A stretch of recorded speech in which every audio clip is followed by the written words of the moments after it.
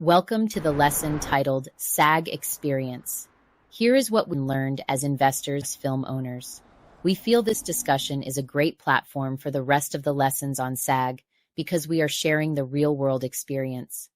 Are you buckled up? Good, because here we go. We just left my favorite Mexican restaurant in LA and approached the guard gate as we turned into the Universal Studios lot. As an actress, I had 2 decades of experience. As a filmmaker, I had years of experience, but as a studio filmmaker and investor, I was new to this exciting and dreamy world. Phones were ringing in the background as we, which includes Krista, the fellow investors, and the writer-director of the movie, sat in the office of our Oscar-winning producers within the Universal Studios lot in California. The Oscar-winning producer/sales agent, car salesman, stood behind his desk, looking down as he explained why we should go SAG for our film. We listened as he explained that if we want to be up for any Oscars or prestigious awards, I will pause so we can laugh. But at the time we were like, whoa, didn't think of that.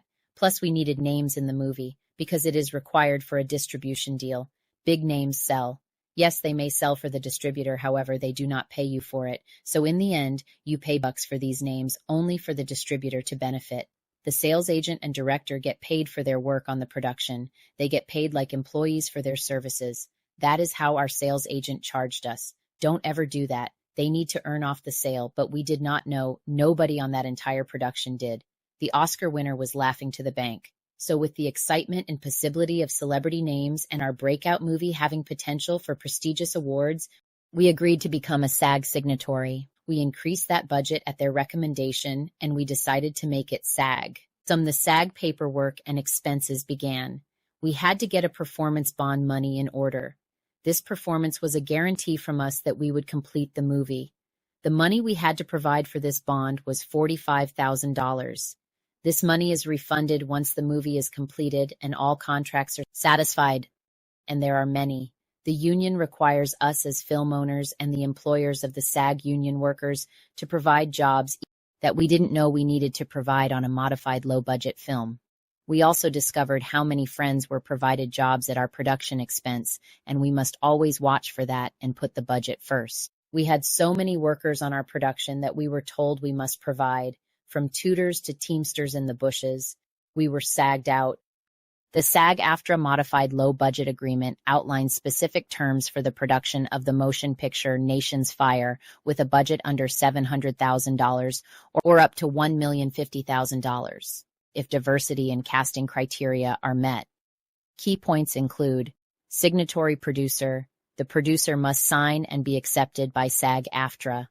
The qualification is the film must be feature-length, shot in the U.S., and meet budget criteria. There is a diversity incentive. Budget cap increases if 50% of speaking roles and employment days are filled by protected groups. The background actor incentive is additional $112,000 budget if employing an average of 3 SAG-AFTRA background actors per day. The minimum salaries, specific minimum pay rates for performers, stunt performers, singers, and dancers. Overtime and premium pay. Overtime pay rules and premium pay for extended hours. Consecutive employment, rules for consecutive employment and payment. Rehearsal payments, straight time rates for rehearsal days. 6th day shooting, conditions for working on the 6th day without premium pay. Travel, compensation and provisions for travel and lodging. Producer responsibilities, record keeping, casting sessions, auditions, pension and health contributions, tax withholdings, final cost report, and providing film clips. Theatrical release. Initial theatrical release required, with step-up payments if released in non-theatrical markets. What is that?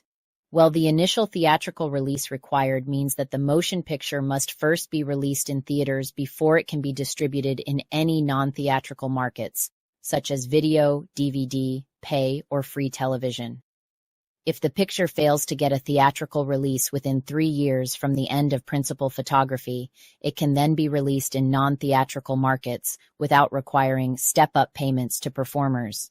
However, the picture will still be considered a theatrical motion picture for all residuals purposes and will not be reclassified as a made-for-pay or free television motion picture. Additionally, the producer must notify SAG-AFTRA in writing about the date, city, and theater of the initial theatrical release. Failure to provide such notification may be considered a substantial breach of the agreement, and all minimum terms of the current basic agreement will apply to the entire production. You have time to discuss the pros versus cons of becoming a SAG signatory on your film. You have our experience to draw from as well as the real-world paperwork in your hands. This choice could be a matter of financial life or death for your movie. Please hear the rest of the video. I was walking past crew members on the sidewalk to head to my car, only to about run into a hand I saw in the bushes. Yeah, there was somebody there hiding in the bushes. I said, "What are you doing?" They said, "Is everyone on this crew union?" I said, "You are in the bushes. Are you mentally stable?" He then said, "He's a Teamster and production will be shut down if every person here is not SAG union." This was really annoying considering we put up a $45,000 bond that we can lose if they decide to find a reason to shut our production down. With that said, we would not only lose our bond, we would lose all the work and hundreds of thousands we had spent to capture every scene thus far. How does that sound to you? Next, we had celebrities we were excited to employ. I had to go to the bank.